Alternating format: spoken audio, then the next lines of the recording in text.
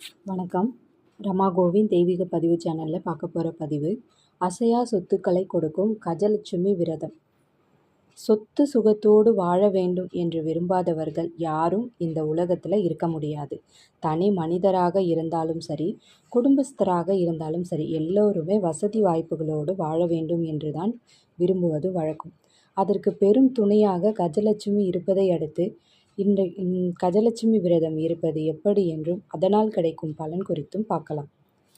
அமிர்தம் பெறுவதற்காக பார்க்கலை கடலை கடைந்த பொழுது வெளிவந்த திருமகளை அஷ்டதிக்கிலும் இருந்த தேவ யானைகள் ஒன்றாக வந்து வழிபட்டன. மேலும் அஷ்டலட்சுமிகளில் கஜலட்சுமி நடு மையமாக தாமரை மலரில் பத்மாசனத்தில் வீற்றிருக்கிற இருபுறமும் தேவ யானைகள் நின்று புனித நீரால் அபிஷேகம் செய்வதாக ஐதீகம். கஜலட்சுமி அப்படின்னு சொல்கிற ஆதிலட்சுமி வீட்டின் நிலைப்படிக்கு மேல் அமர்ந்துள்ளதாகவும் ஐதீகம். அதனால் செல்வத்தை அள்ளி கொடுக்கும் கஜலட்சுமியை ஆவணி மாத வளர்பிறை தசமி அன்று வழிபட அனைத்து செல்வங்களும் கிடைக்கும். இந்த நிலையில் மகாலட்சுமிக்குரிய வெள்ளிக்கிழமை அன்னைக்கு இந்த ஆண்டு கஜலட்சுமி விரத தினம் வருவது பெரும் சிறப்பாக கருதப்படுது. இதையடுத்து அன்னை கஜலட்சுமியை வேண்டிக் கொள்ள நிலம், வீடு, தோட்டம் போன்ற அசையாத சொத்துக்கள் மற்றும் செல்வ வளமும் பெருகும். விரதம் இருப்பது எப்படி அப்படின்னு பார்க்கலாம். அதிகாலையில் எழுந்து குளித்து பிரம்ம முகூர்த்த நேரத்தில் ஓம் ஸ்ரீ மகாலட்சுமி சௌபாக்கிய தாரண்ய நம என்று 108 முறை கூறி வணங்க வேண்டும். அதாவது மறுபடியும் கேட்டுக்கோங்க. ஓம் ஸ்ரீ மகாலட்சுமி சௌபாக்கிய தாரண்ய நம அப்படின்ற மந்திரத்தை 108 முறை சொல்லணும். அதுக்கப்புறம் மகாலட்சுமி அல்லது கஜலட்சுமி படத்திற்கு முன்பு கோலம் போட்டு 2 நெய் விளக்கு ஏற்றி மகாலட்சுமிக்குரிய மந்திரங்களையும் சொல்லுங்க.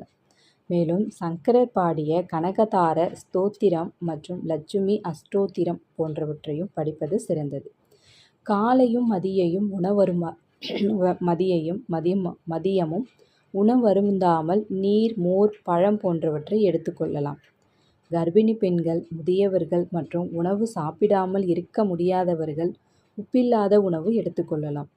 இதையடுத்து மாலை 6 மணி முதல் இரவு 7 மணிக்குள் பாலில் இருந்து தயாரிக்கப்பட்ட இனிப்புகள் மற்றும் சர்க்கரை பொங்கலை நைவேத்தியமாக படைத்து தீபாராதனை செய்து வணங்கி அந்த பிரசாதத்தை வீட்டில் இருக்கும் அனைவரும் பகிர்ந்து சாப்பிட்டு விரதத்தை முடித்து கொள்ளலாம். இவ்வாறு முறையாக விரதமிருந்து கஜலட்சுமியை வணங்கிட சொத்து சுகங்களுடன் சுகபோக வாழ்வு கிடைக்கும். குடும்பத்தில் மன நிம்மதியும் சந்தோஷமும் ஏற்படும். ஒவ்வொரு வீட்டிலையும் இந்த மாதிரி கஜலட்சுமி விரதம் இருந்து பூஜை பண்ணி பாருங்கள். உங்களுக்கு சகலமும் கிடைக்கும். நன்றி.